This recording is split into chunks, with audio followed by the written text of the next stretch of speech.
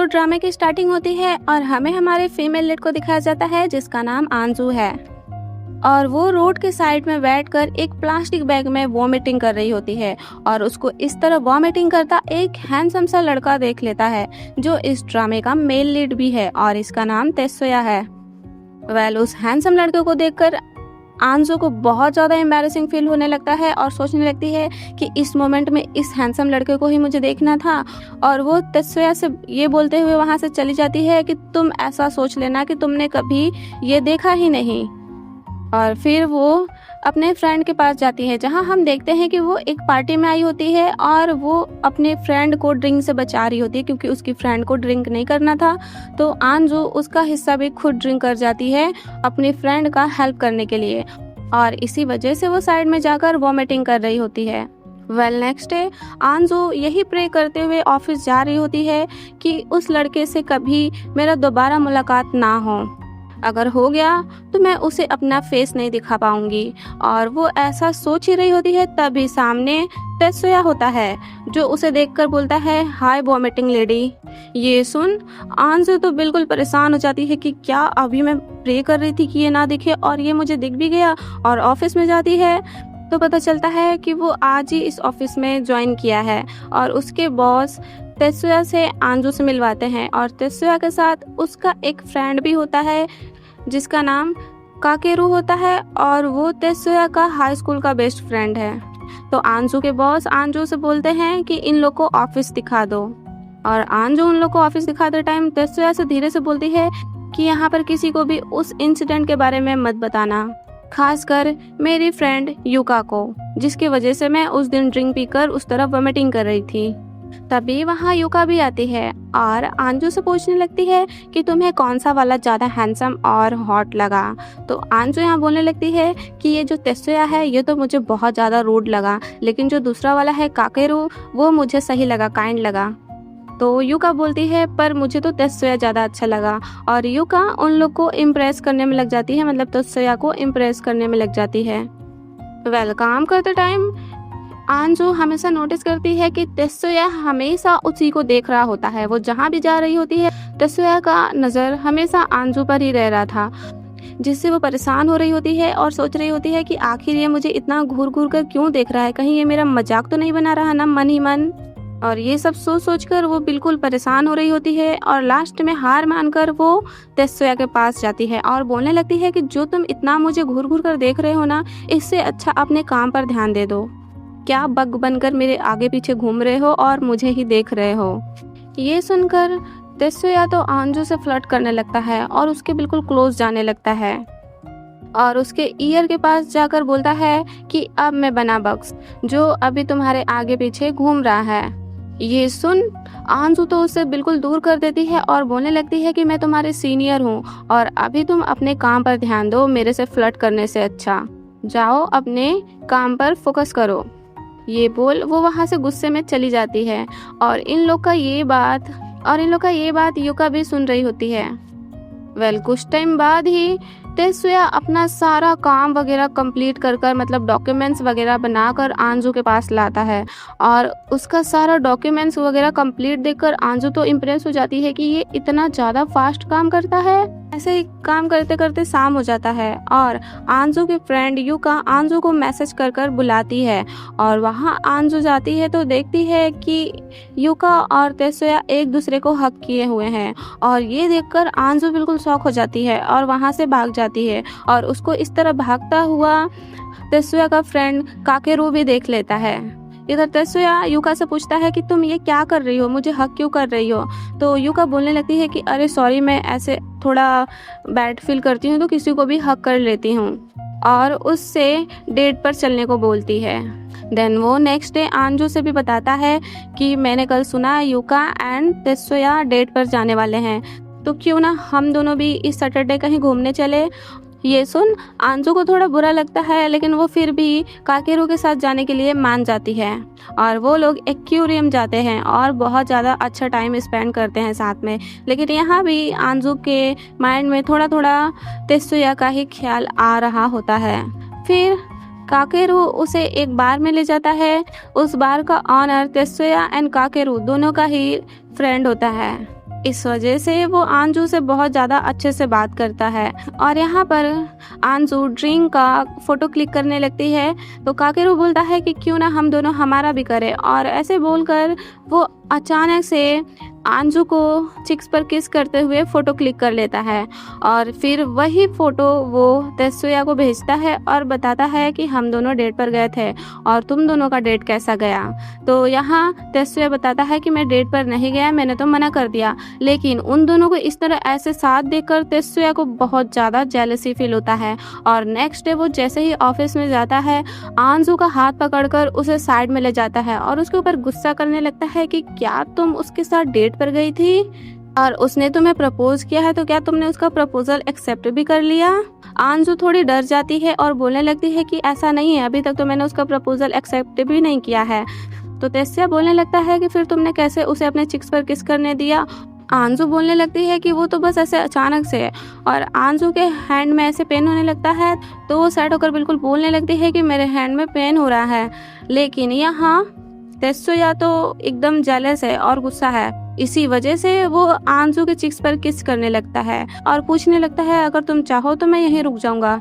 लेकिन आंजू तो कुछ नहीं बोलती, तो वो और उसके चिक्स पर किस करने लगता है। इन दोनों को ऐसे युका और काकेरू देख लेते हैं, और युका देखकर तो आंजू पर गुस्सा कर कर वहाँ से चली जाती है। और आंजू यहाँ बोलने लगती है कि जैसा तुम सोच रही हो ऐसा कुछ नहीं है, और काकेरू को भी ये बिल्कुल अच्छा नहीं लगता है और वो भी गुस्सा हो जाता है।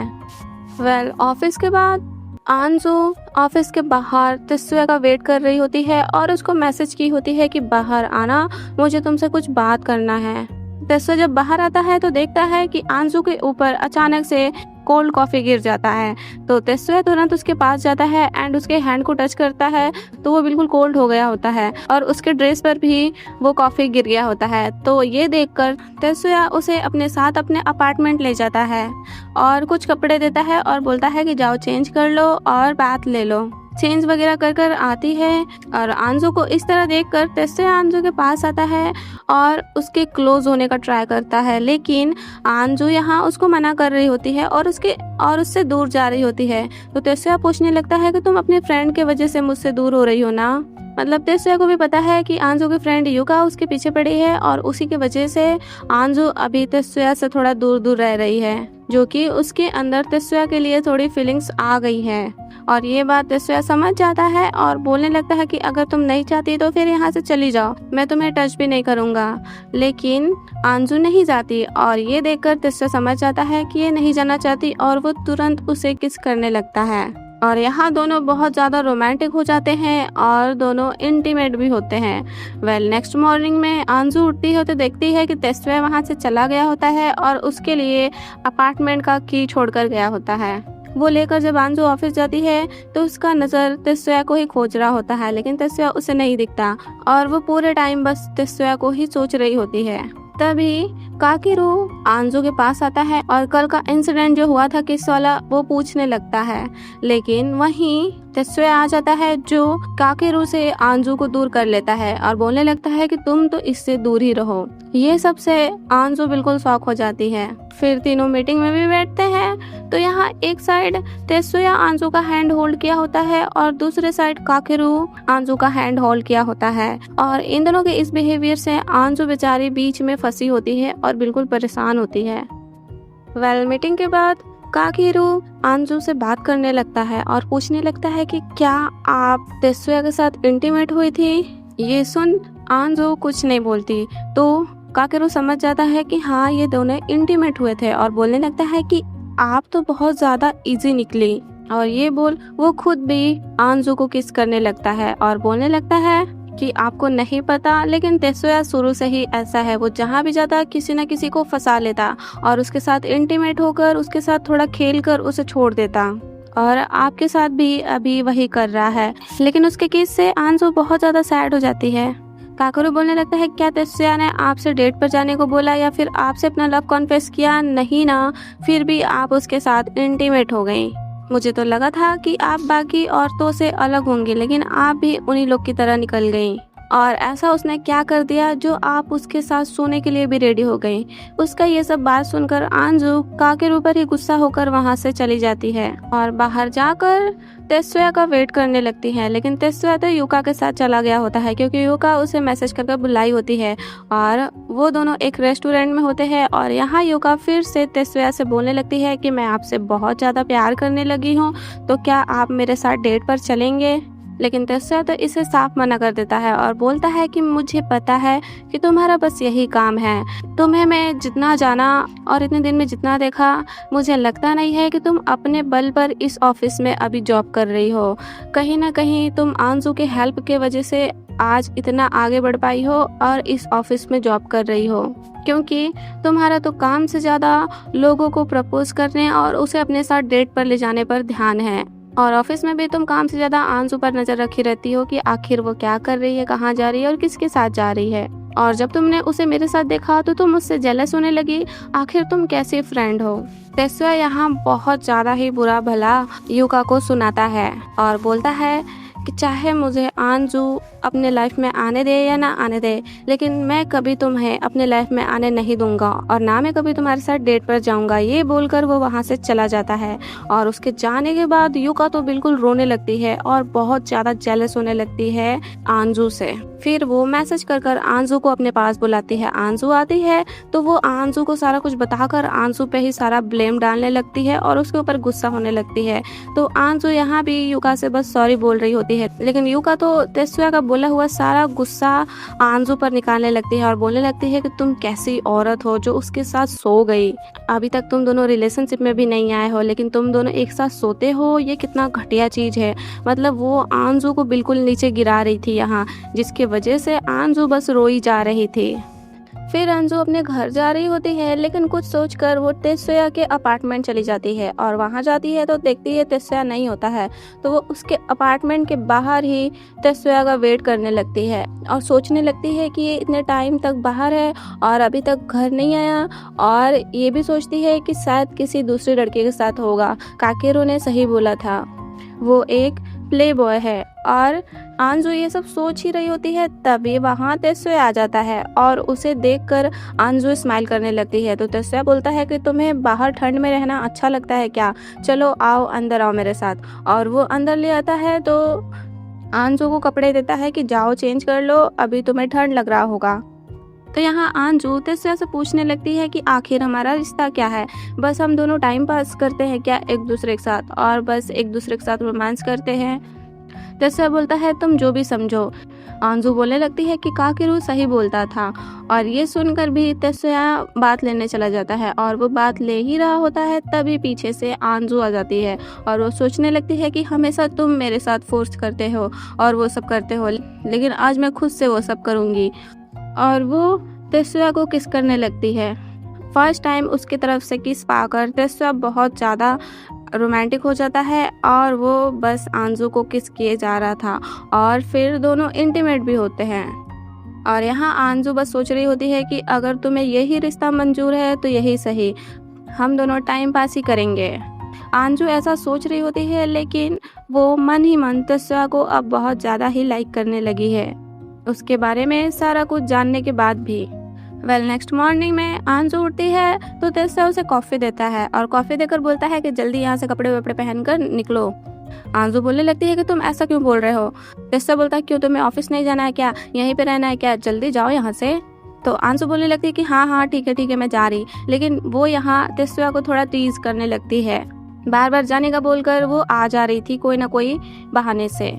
और लास्ट में वो तेत्सुया से कॉन्टेक्ट नंबर भी मांग लेती है। तेत्सुया उसे खुद अपना फोन दे देता है और बोलता है कि ले लो इसी में से। और कांटेक्ट नंबर लेकर आंजू बहुत ज़्यादा हैप्पी हो जाती है और ऑफिस भी जाती है तो दोनों एक दूसरे से चैट में बात कर ही रहे होते हैं कुछ ना कुछ, और दोनों ही मन ही मन स्माइल कर रहे होते हैं। और इन दोनों को काकेरू नोटिस कर रहा होता है। आंजू आज तो बहुत ज़्यादा ही उसे हैप्पी दिख रही थी।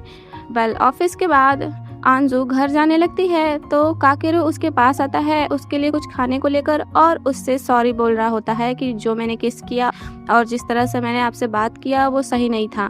उसके लिए वो उससे सॉरी बोलने लगता है। तो आंजू भी आज इतनी हैप्पी है कि काकेरू को माफ़ कर देती है और उसका खाना भी ले लेती है। फिर काकेरू पूछने लगता है कि मैंने आपको अपना लव कन्फेशन किया था, तो आप उसका रिप्लाई देंगी?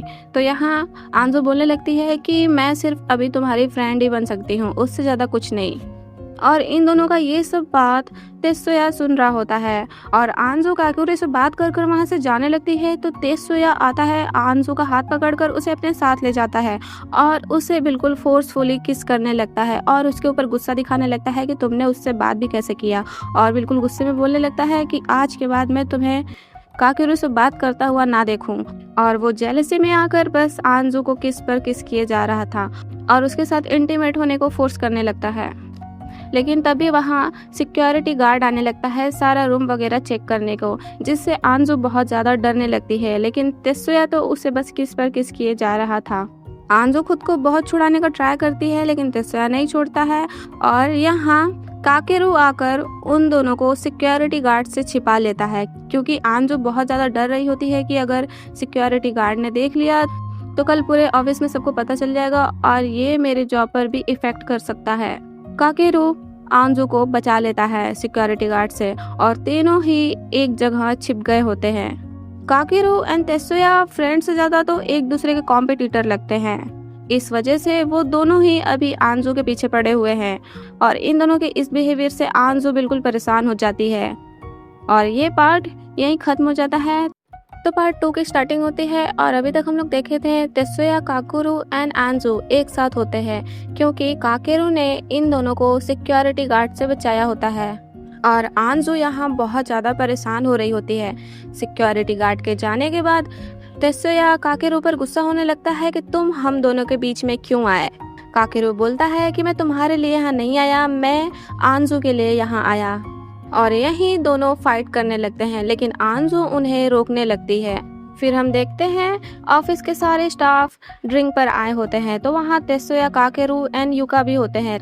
लेकिन सीट खाली ना होने की वजह से उन चारों को एक अलग रूम में बैठना पड़ता है, जहाँ काकेरू एंड आंजू एक दूसरे से बहुत ज़्यादा फ्रेंडली बात कर रहे होते हैं। और इन दोनों को इस तरह बात करता हुआ देखकर तेत्सुया बहुत ज़्यादा ही जेलस हो रहा होता है। फिर तेत्सुया जेलस होकर वॉशरूम जाने लगता है, तो उसके इस बिहेवियर से आंजू भी उसके पीछे पीछे जाती है और बोलने लगती है कि आखिर तुम्हारा प्रॉब्लम क्या है, तुम इतने अपसेट क्यों हो और इतना गुस्सा क्यों दिखा रहे हो।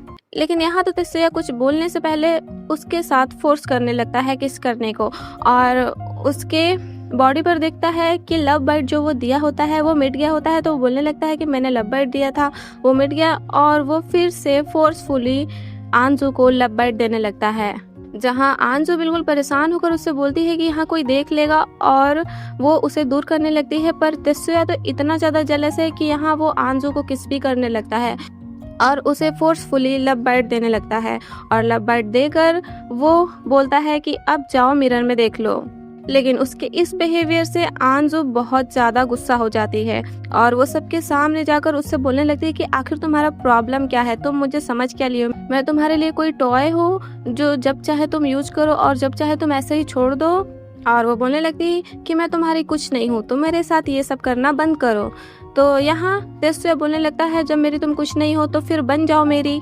और ये सुन वहाँ सारे लोग शॉक होने लगते हैं और तेत्सुया बार बार यही बोल रहा होता है तो बन जाओ मेरी, बन जाओ, मतलब यहाँ वो उसे प्रपोज कर रहा होता है और बोलने लगता है कि मेरी बन जाओ तो मैं इन लोग के सामने भी तुम्हें किस कर सकता हूँ। और वो यहाँ फिर से आंजू के साथ बदतमीजी करने लगता है, उसे किस करने का ट्राई करता है। लेकिन इन लोग को देखकर आंजू नहीं मानती और उसे एक थप्पड़ जोर से लगा देती है और बोलने लगती है कि तुम्हारा हिम्मत भी कैसे हुआ ऐसे सबके सामने मेरे साथ बदतमीजी करने का।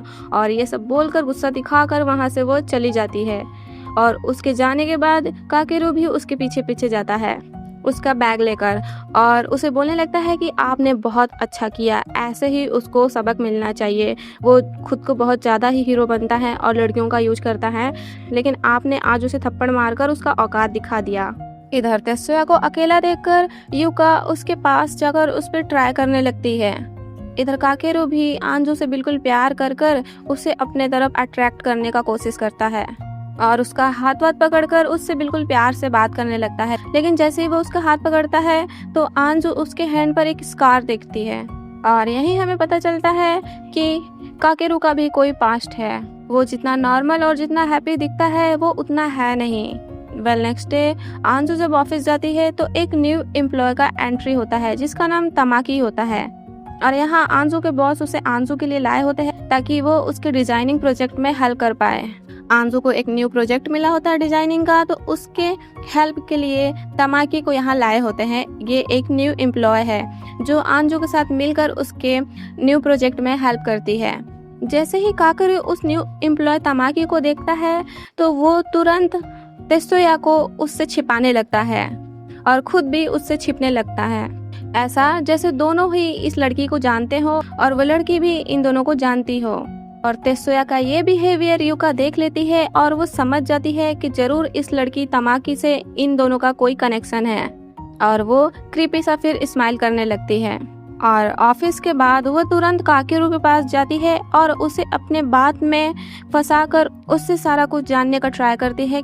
तो काकेरू इसे सारा कुछ बताने लगता है कि मैं उस लड़की तमाकी से अपने हाई स्कूल के सेकेंड ईयर में मिला था, जब मेरे फैमिली के बीच में बहुत ज़्यादा प्रॉब्लम चल रहा था। मतलब मेरे डैड और मेरे मॉम के बीच में कुछ भी ठीक नहीं था, हमेशा फाइट होता रहता था क्योंकि मेरे डैड की एक लवर थी जिसके वजह से मेरी मॉम हमेशा डिप्रेस रहती थी और उन्हें इस तरह देखकर मैं भी बहुत ज़्यादा परेशान रहता था और अकेले रहता था। लेकिन एक दिन तेत्सुया ने मुझे स्कूल के टेरेस पर स्मोकिंग करता हुआ देख लिया और वो मुझे ब्लैकमेल करने लगा कि मैं टीचर को सारा कुछ बताऊंगा।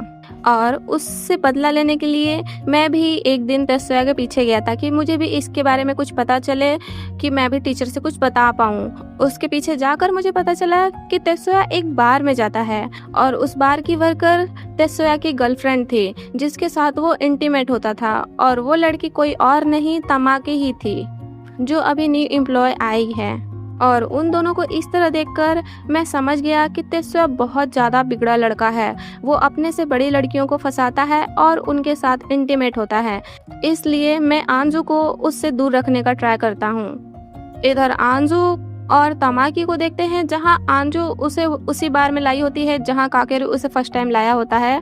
और आंजू को देखकर और आंजू के बाद से तमाकी समझ जाती है कि आंजू अभी किसी से बहुत ज़्यादा प्यार करती है, तो वो पूछने लगती है कि तुम्हारे बात से मुझे लग रहा है कि तुम किसी से प्यार करती हो, क्योंकि आंजू बीच बीच में तेत्सुया का बात ला रही थी। वो नाम नहीं ले रही थी लेकिन उसका बात ला रही थी, जिससे वो समझ जाती है कि अभी आंजू किसी को प्यार करती है। तो इसलिए तमाकी उससे पूछने लगती है। तो आंजू बताती है कि हाँ है कोई, लेकिन उसने अभी तक मुझे प्रपोज नहीं किया। तो तमाकी बोलती है प्रपोज नहीं किया लेकिन तुम्हारे साथ सब कुछ कर लिया। तो आंजू यहाँ बिल्कुल चुप हो जाती है। तो इस बात से तमाकी समझ जाती है और बोलने लगती है कि मेरे साथ भी ऐसा हो चुका है। मेरा भी कोई पास्ट में बॉयफ्रेंड था लेकिन उसने मुझे कभी प्रपोज नहीं किया, लेकिन मेरे साथ हमेशा इंटीमेट होता था। पर मुझे अफसोस होता है कि मैं उसे छोड़कर क्यों गई और अभी मैं दोबारा उसे पाने के लिए ही आई हूँ। यहाँ तमाकी का इंटेंशन साफ पता चल रहा था कि वो इस ऑफिस में क्यों आई है। वो तेत्सुया के लिए ही इस ऑफिस में आई है। और तमाकी का बात सुनकर आंजू को अफसोस होने लगता है कि मैंने उस दिन तेत्सुया को थप्पड़ क्यों मारा, और वो उसे मैसेज कर सॉरी बोलने लगती है और बोलने लगती है कि उस दिन मैंने ऐसे तुम्हें थप्पड़ मार दिया, उसके लिए सॉरी और मैं तुमसे मिलना चाहती हूँ। तेत्सुया वो मैसेज देखता है लेकिन इग्नोर कर देता है। इधर युका काकेरू को देखते हैं। युका को तो बहुत मजा आ रहा होता है ये सब सुनकर, क्योंकि वो अब आंजू को तेत्सुया से दूर कर पाएगी।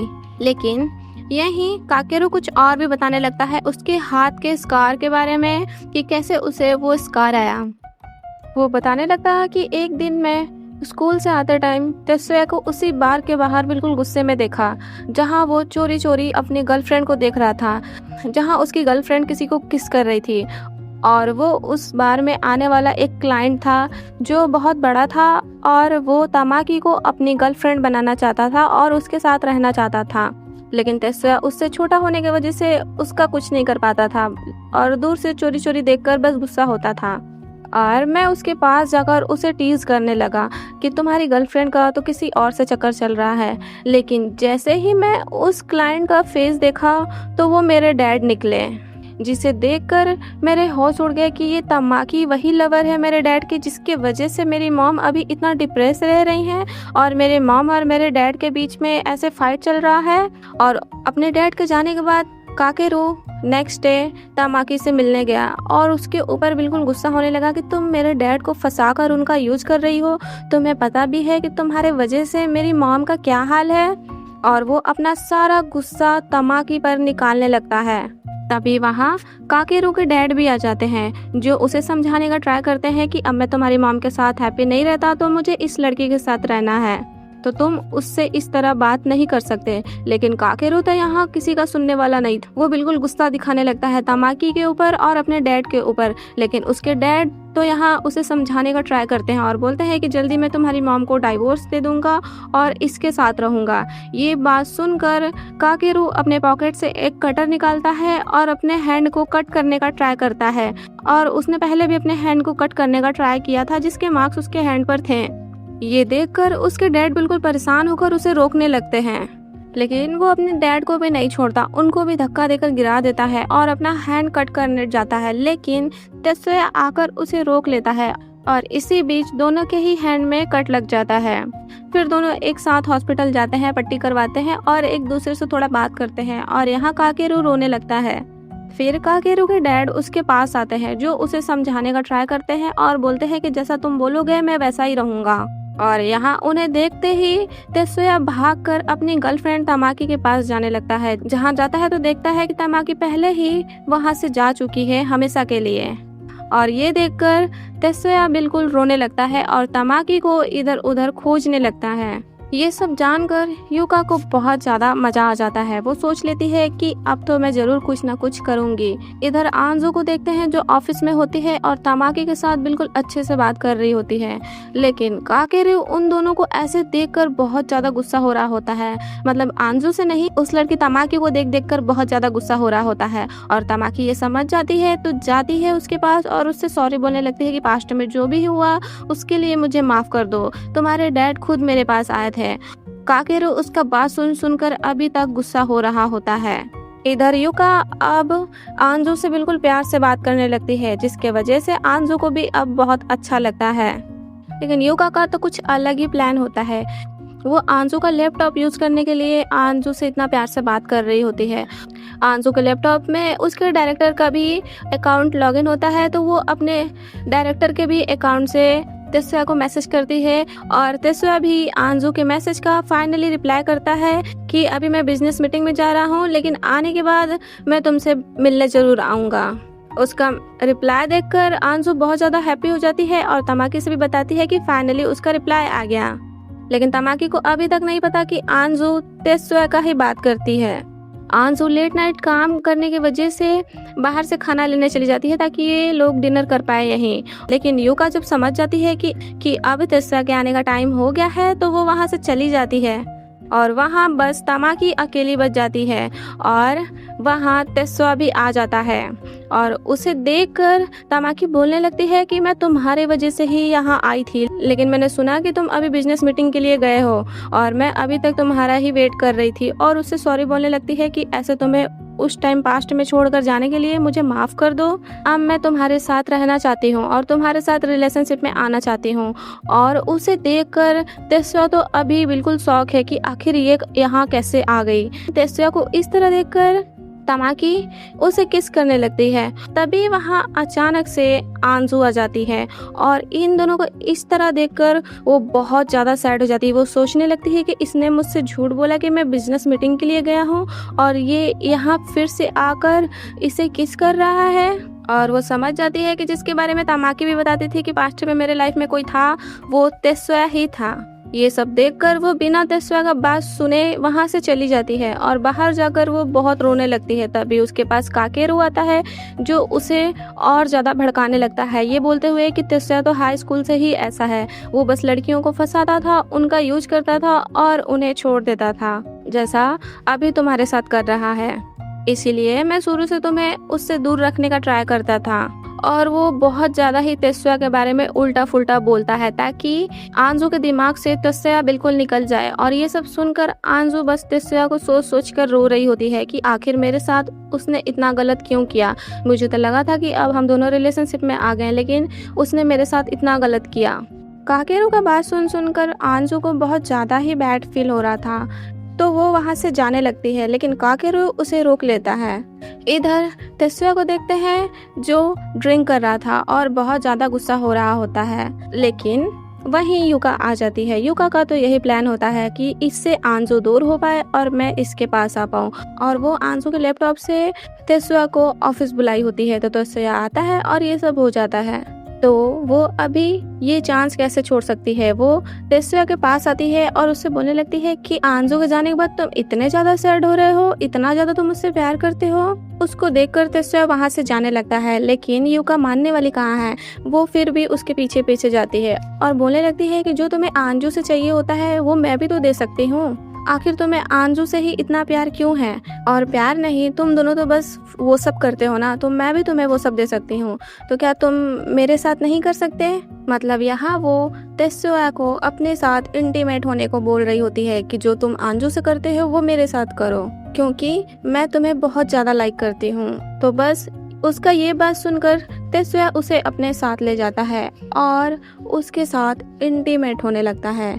युका का तो जैसे एक ड्रीम पूरा हो गया। इधर काकेरू और आंजू को देखते हैं, जहाँ काकेरू आंजू से बिल्कुल प्यार से बात कर रहा होता है और उसे कंफर्ट कर रहा होता है। आंजू उसे अपने घर ले जाती है और उसे कॉफी वगैरह देती है। तो यहाँ भी काकेरू उससे बहुत ज्यादा ही प्यार से बात कर रहा होता है और बात करते करते उसे किस करने लगता है और यहाँ ये दोनों भी इंटीमेट होने लगते हैं। और यहाँ काकेरू को देखकर ऐसा लग रहा होता है कि उसका भी ड्रीम पूरा हो गया, जो वो चाह रहा था वो अब उसे मिल गया। बट आंजू काकेरू के साथ होते हुए भी तेसुया को ही सोच रही होती है और तेसुया के साथ बिताए हुए मोमेंट को सोच रही होती है। मतलब वो अभी काकेरू के साथ तो है, लेकिन उसके माइंड में हमेशा तेसुया ही चल रहा है। और काकेरू बहुत ज़्यादा हैप्पी हो रहा होता है कि अब तो हम दोनों डेट करने लगे।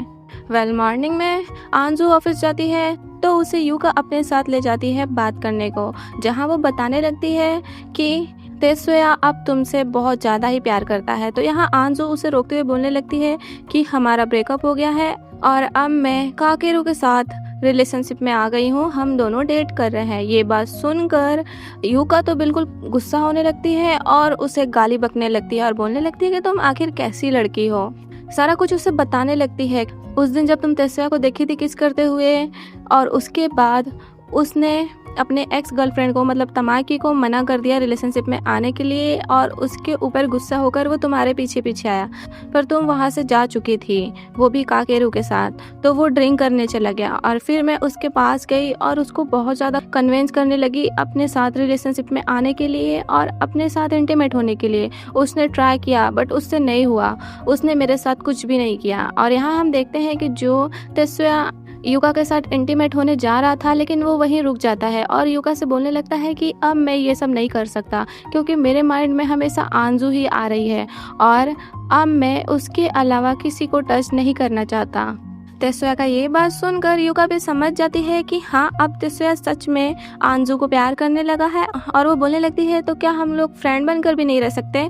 इसके लिए तेसुया मान जाता है और यही सारा बात वो आंजू को बता रही होती है कि तुम जैसा सोच रही हो तेसुया वैसा नहीं है, अब वो सुधर गया है और अब वो तुमसे बहुत ज़्यादा प्यार करता है। लेकिन आंजू तो यहाँ अपने ही ओवर एक्टिंग में होती है और वो युका पर ही गुस्सा होकर वहाँ से चली जाती है और बाहर जाकर वो काकेरू से कॉल कर बात करने लगती है और उसके घर जाने के लिए बोलती है। तो काकेरू उससे बोलता है कि अभी मुझे ओवर टाइम करना है, तब तक तुम जाकर मेरा वेट करो और मेरे लिए कुछ अच्छा से खाने के लिए बना दो, जिससे आंजू बिल्कुल हैप्पी होकर जाने लगती है और काकेरू उसे अपने अपार्टमेंट का की भी देता है। और आंजू को लेकिन रास्ते में ही तेसुया रोक लेता है और वो बोलने लगता है कि मैं तुमसे इतना ज़्यादा अब प्यार करने लगा हूँ, तो क्या तुम्हें मेरा प्यार नहीं दिखता है। मतलब वो यहाँ अपना लव कन्फेशन क्लियरली कर देता है।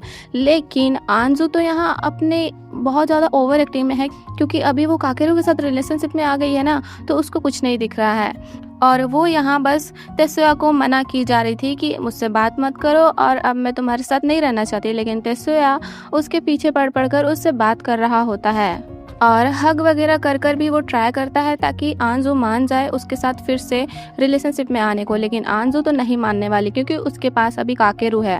आंजू के ना मानने पर तेसुया बोलने लगता है कि ठीक है, कोई बात नहीं, तब तक हम लोग फ्रेंड बनकर तो रह सकते हैं ना। जब तक तुम्हारे अंदर मैं फिर से अपने लिए फीलिंग्स ना ला देता, तब तक मैं तुम्हारे साथ फ्रेंड बनकर रहना चाहता हूँ। और ये बात सुनकर आंजू नर्वस होने लगती है और ये बात तेस्वा समझ जाता है तो वो बोलने लगता है कि चलो मेरे साथ मेरे घर चलो और हम दोनों साथ में डिनर करेंगे। लेकिन आंजू नहीं मान रही होती है और बोल रही होती है कि काकेरू गुस्सा करेगा। तो वो काकेरू को मैसेज कर बता देता है कि मैं आंजू को अपने साथ अपने घर पे ले जा रहा हूँ डिनर पर, और अपना काम खत्म कर तुम भी वहाँ आ जाना।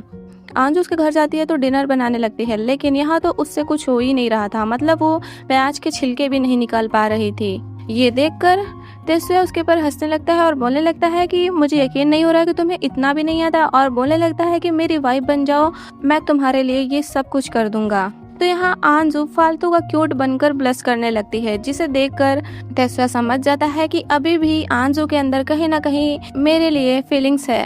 पर आंजू बहुत ज्यादा गधी लड़की है जो उससे प्याज भी नहीं छिला जा रहा है। ये दोनों ऐसे ही साथ में बात करते हुए डिनर प्रिपेयर कर रहे थे, लेकिन इधर काकेरू को देखते हैं। वो जैसे ही अपने फोन में मैसेज देखता है तेस्वा का, वो भागकर तुरंत उसके घर आता है और उसके ऊपर गुस्सा होने लगता है। उसका कॉलर वॉलर पकड़कर उससे फाइट करने को रेडी हो जाता है और बहुत ज्यादा उसको बोलता है कि तुम कितने ज्यादा फ्लर्टी लड़के हो, तुम्हें पता हो गया है कि हम दोनों डेट कर रहे हैं, फिर भी तुम आंजू के आगे पीछे घूमे ही जा रहे हो, तुम्हें कोई दूसरी लड़की नहीं मिल रही है क्या?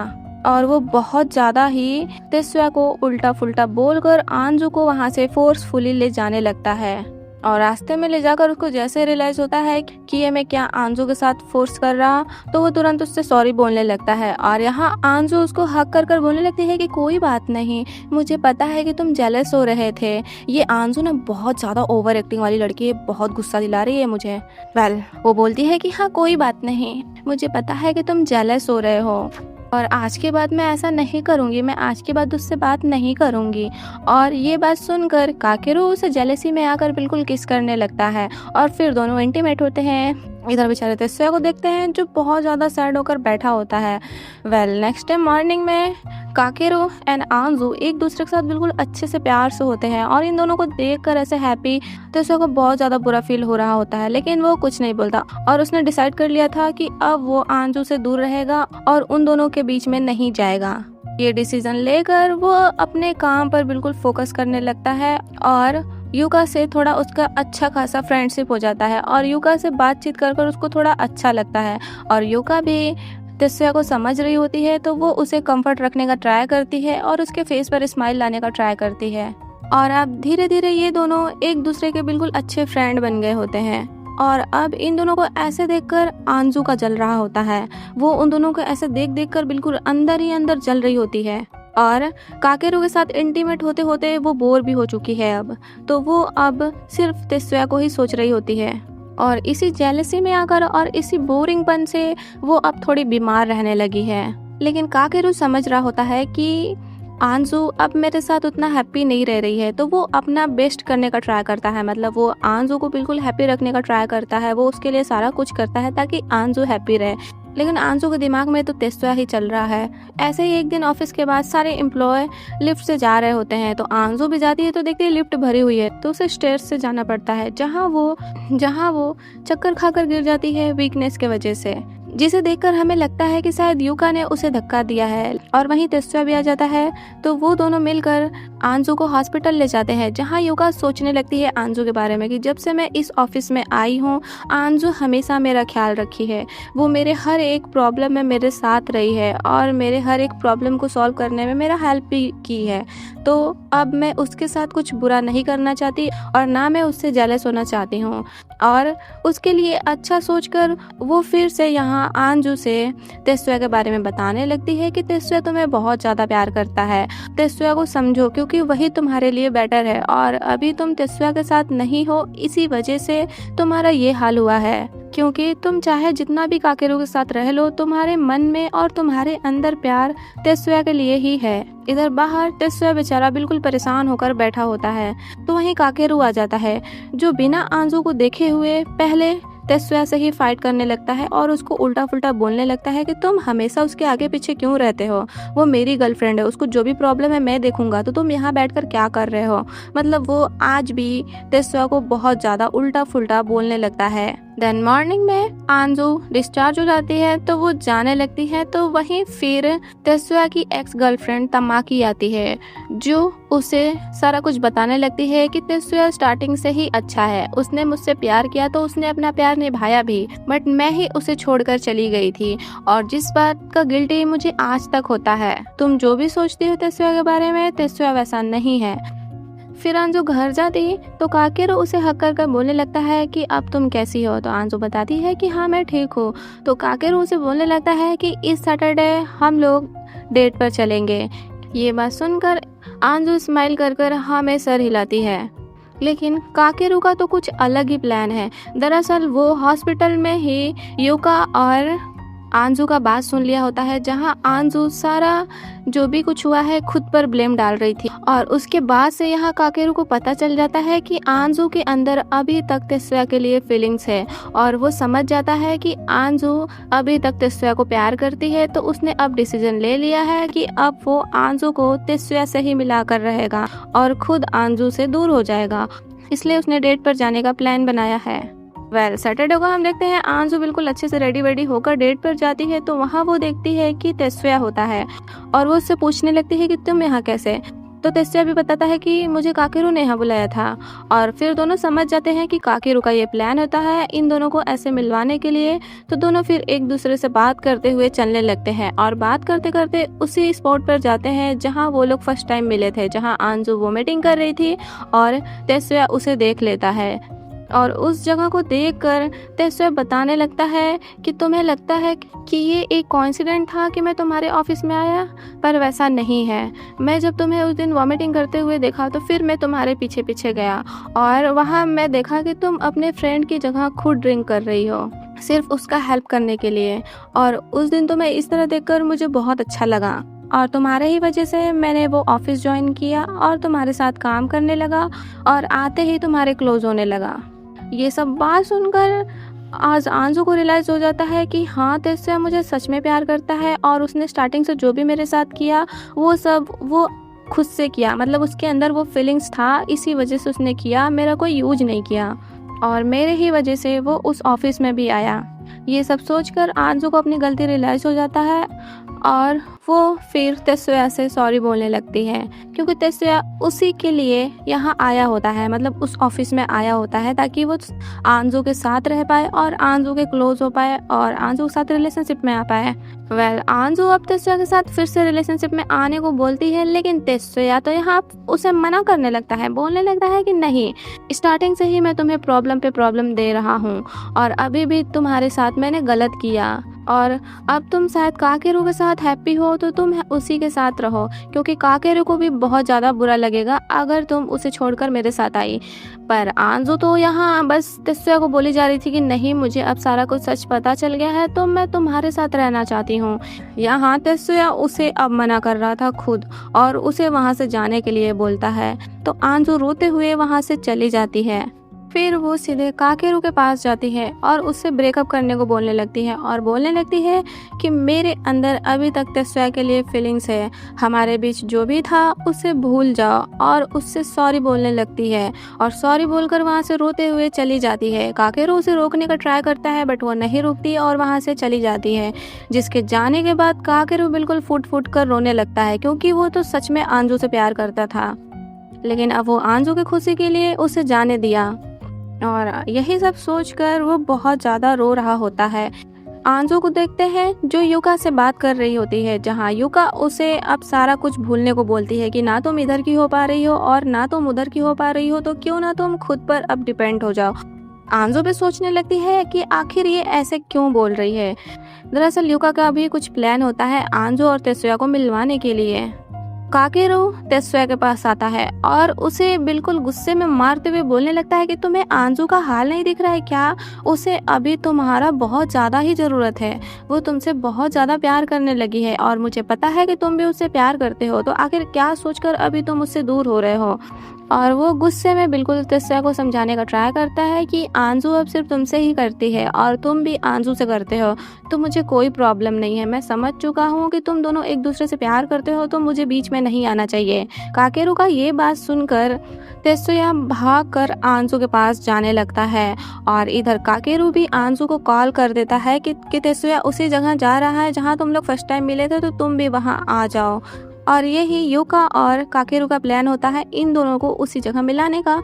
तो ये बात सुनकर आंजू बिल्कुल हैप्पी होकर वहाँ भागकर जाने लगती है और फाइनली दोनों मिल जाते हैं और दोनों बहुत ज़्यादा हैप्पी हो जाते हैं। इन दोनों के मिलने पर काकेरू एंड यूका भी हैप्पी हो जाते हैं और फिर क्या, और फिर दोनों इंटीमेट होते हैं। यही तो करना है दोनों को। आंजू तो बहुत ज़्यादा हैप्पी होती है ऐसे तेत्सुया के साथ वापस आकर और उसके साथ वापस इंटीमेट होकर। तो ये ड्रामा यहीं ख़त्म हो जाता है। और सच बताऊँ तो ये ड्रामा बहुत ही ज़्यादा फालतू ड्रामा था। मतलब इसमें लव स्टोरी कुछ नहीं था, सिर्फ इंटीमेट स्टोरी था कि कौन किसके साथ इंटीमेट होगा। और मुझे माफ़ कर देना इतना बकवास स्टोरी लाने के लिए, इतना बकवास ड्रामा तुम लोग को सुनाने के लिए। प्लीज़ मुझे माफ़ कर देना, पर फिर भी लाइक कर देना। और कैसा लगा प्लीज़ मत बताना, मुझे भी पता है बहुत ज़्यादा बकवास था ड्रामा ये, बट तुम लोग लास्ट तक देख रहे हो इतना बकवास ड्रामा होने पर भी, तो उसके लिए thank you so much and bye bye.